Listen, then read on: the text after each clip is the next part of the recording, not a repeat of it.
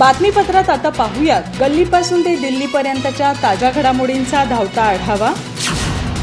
सरकारला फक्त मराठ्यांचे बळी घ्यायचे आहेत। सरकारला आणखी एक बळी घ्यायचा असेल तर घेऊ द्या, पण मराठा समाजाला सरसकट आरक्षण मिळाल्याशिवाय हे आंदोलन आता थांबणार नाही, असा निर्धार आज मनोज जरांगे पाटील यांनी व्यक्त केला।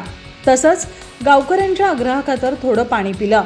तसंच आता कुठे आंदोलनाचा दुसरा टप्पा सुरू आहे, अजून बरेच टप्पे आहेत, ते टप्पे सरकारला जड जातील असा इशारा देत 1 नोव्हेंबरपासून आंदोलनाच्या तिसऱ्या टप्प्याची घोषणा मनोज जरांगे यांनी केली। मराठा समाजातील ज्यांच्याकडे कुणबी असल्याचे पुरावे सापडले आहेत त्यांना लवकरच कुणबी प्रमाणपत्र देण्यात येणार असल्याची घोषणा मुख्यमंत्री एकनाथ शिंदे यांनी केली। मराठा आरक्षणासाठी मंत्रिमंडळ उपसमितीची महत्त्वाची बैठक आज मुख्यमंत्र्यांच्या उपस्थितीत झाली। या बैठकीत हा निर्णय घेण्यात आलाय। माजी न्यायाधीश शिंदे समितीचा अहवाल उद्या मंत्रिमंडळासमोर सादर केला जाणार असून मंत्रिमंडळ हा अहवाल स्वीकारणार असल्याची माहिती देखील एकनाथ शिंदे यांनी दिली आहे। मात्र सरकारचा हा निर्णय आपल्याला मान्य नसल्याचं जरांगे यांनी स्पष्ट केलं। आमदार प्रकाश सोळंके यांच्या घरावर झालेल्या दगडफेक आणि जाळपोळीच्या घटनेच्या पार्श्वभूमीवर मुख्यमंत्री एकनाथ शिंदे यांनी मराठा आरक्षणाचे आंदोलन भरकटत जात असल्याचा आरोप केलाय। या प्रकरणी त्यांनी आरक्षणासाठी आमरण उपोषण करणाऱ्या मनोज जरांगे पाटील यांना विचार करण्याचंही आवाहन केलंय।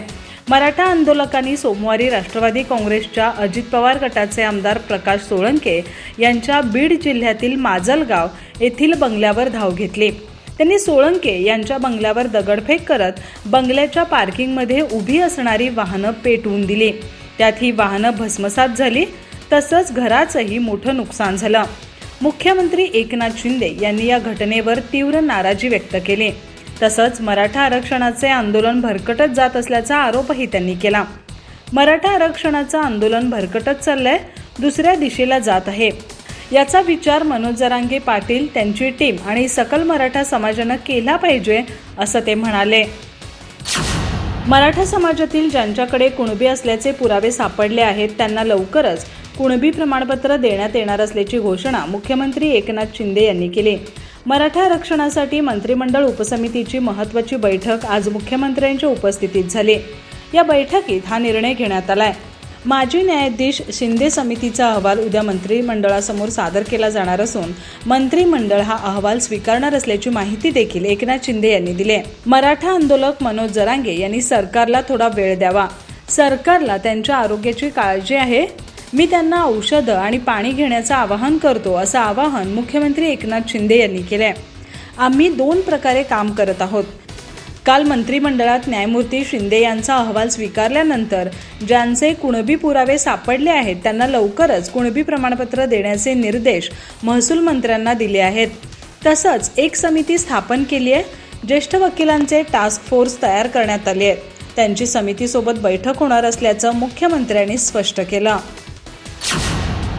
मनोज जरांगे यांच्या आमरण उपोषणाचा आज 6वा दिवस आहे। सलग 5 दिवस अन्न पाण्याशिवाय जरांगे तीव्र उपोषण करत असल्यानं त्यांची प्रकृती खालावली आहे। त्यांना उठून बसणंही आता शक्य होत नाहीये। त्यांची ही स्थिती पाहून आंतरवाली सराटीत गेलेल्या महिलेनं जागेवरच हंबरडा फोडला।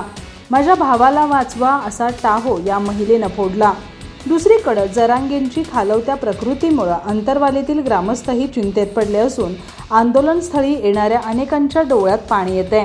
नांदेडच्या रहिवासी असलेल्या आणि आरोग्य विभागात आरोग्य सेविका म्हणून कार्यरत असलेल्या रेखा पाटील यांनी काल रविवारी मनोज जरांगेंच्या उपोषणस्थळी भेट दिली। जरांगेंची स्थिती पाहून त्यांनी आक्रोश केला।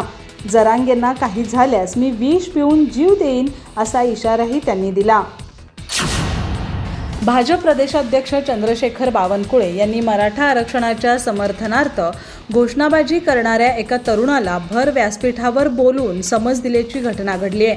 कहर म्हणजे या तरुणाची प्रतिक्रिया घेण्यासाठी गेलेल्या पत्रकारांनीही भाजप कार्यकर्त्यांनी धक्काबुक्की केल्याचा प्रकार यावेळी घडला। या घटनेचा तीव्र निषेध केला जातोय। भाजप प्रदेशाध्यक्ष चंद्रशेखर बावनकुळे यांनी कल्याण डोंबिवलीत संपर्क ते समर्थन हे अभियान राबवण्यात आलंय। बावनकुळे डोंबिवलीत या कार्यक्रमासाठी आले असताना एका मराठा तरुणाने आरक्षणाच्या समर्थनार्थ घोषणाबाजी केली। हे पाहून संतापलेल्या बावनकुळे यांनी या तरुणाला स्टेजवर बोलावलं. त्यानंतर तिथंच त्याला समज दिली. त्यानंतर हा तरुण व्यासपीठावरून खाली उतरला असता पत्रकारांनी त्याची प्रतिक्रिया घेण्याचा प्रयत्न केला. त्यावर भाजपच्या 25 ते 30 कार्यकर्त्यांनी पत्रकारांना धक्काबुक्की करत शिवीगाळ केली. तसंच या तरुणाला प्रतिक्रिया देण्यास मज्जाव करत त्याला माईक समोरून अक्षरशः ओढत बाजूला नेलं. या प्रकरणी पत्रकारांनी रामनगर पोलीस ठाण्यात तक्रार दाखल केली आहे. या घटनेची माहिती मिळताच चंद्रशेखर बावनकुळे यांनी नमतं घेत पत्रकारांची माफी मागितली. पत्रकारांना धक्काबुक्की कुणी केली हे तपासावं लागेल. भाजपच्या कार्यकर्त्यांनी केली असेल तर मी तपासून कारवाई करेन. आमच्या आजच्या कार्यक्रमात कुणाचा अपमान झाला असेल, धक्काबुक्की झाली असेल तर मी स्वतः क्षमा मागतो, दिलगिरी व्यक्त करतो, असं ते म्हणाले. मराठा आंदोलनाची धग गावापासून आता मंदिरांपर्यंत पोहोचल्याचं दिसून येतंय. साताऱ्यातील मांढरदेवी गडावर आता राजकारण्यांना प्रवेशबंदी जाहीर करण्यात आली आहे. जोपर्यंत मराठ्यांना आरक्षण मिळत नाही तोपर्यंत राजकीय नेत्यांना आता मांढरदेवी गडावरील काळूबाईचं दर्शन घेता येणार नाही. मंदिराबरोबर गावात येण्यासही बंदी घालण्यात आली आहे. जालन्यात मराठा आरक्षणासाठी सुरू झालेल्या आंदोलनाची धग आता राज्यभर पसरताना दिसते. जोपर्यंत आरक्षण मिळत नाही तोपर्यंत राजकारण्यांना गावबंदी करा अशा सूचना मनोज जरांगे यांनी केल्यानंतर आता गावागावात राजकीय नेत्यांना बंदी घालण्यात येते. त्यातच आता ही बंदी मंदिरापर्यंतही पोहोचल्याचं दिसून येतंय.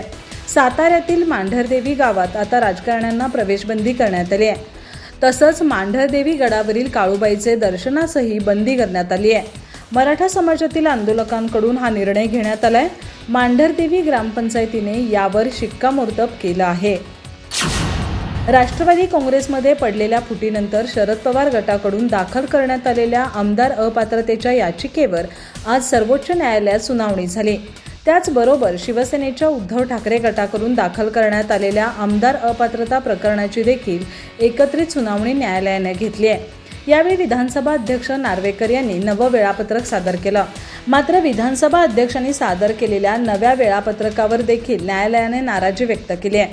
तसंच विधानसभा अध्यक्ष राहुल नार्वेकर यांनी 31 डिसेंबरपर्यंत कारवाई पूर्ण करण्याचे निर्देश न्यायालयाने दिलेत.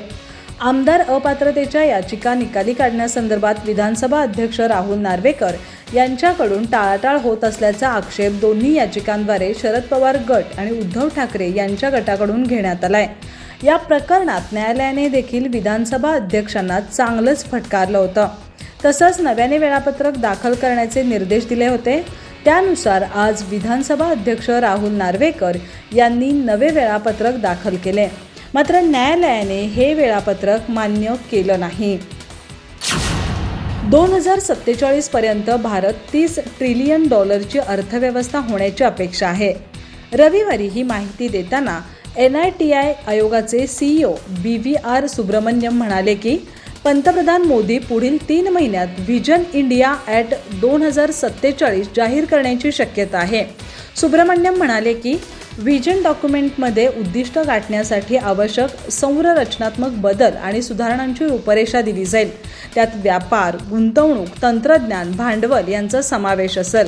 संशोधन आणि विकास संस्थांवरील देशाच्या जागतिक भागीदारीबद्दल तपशील असणे देखील अपेक्षित आहे. सध्या भारत ही 5वी सर्वात मोठी अर्थव्यवस्था आहे आणि यावर्षी GDP $3.7 ट्रिलियन असेल असा अंदाज आहे. 2030 पर्यंत भारताचा GDP जपान आणि जर्मनीला मागे टाकेल असा अंदाज आहे. यापूर्वी S&P ग्लोबल आणि मॉर्गन स्टॅनले यांनी भाकीत केलं होतं की 2030 पर्यंत भारतीय अर्थव्यवस्था जपान आणि जर्मनीच्या अर्थव्यवस्थांना मागे टाकेल. गोल्डमन सॅक्सने आपल्या अहवालात म्हटलं आहे की 2075 पर्यंत चीन $57 ट्रिलियन जगातील सर्वात मोठी अर्थव्यवस्था असेल, तर भारत $52.5 ट्रिलियन दुसऱ्या स्थानावर असेल. सबस्क्राइब करा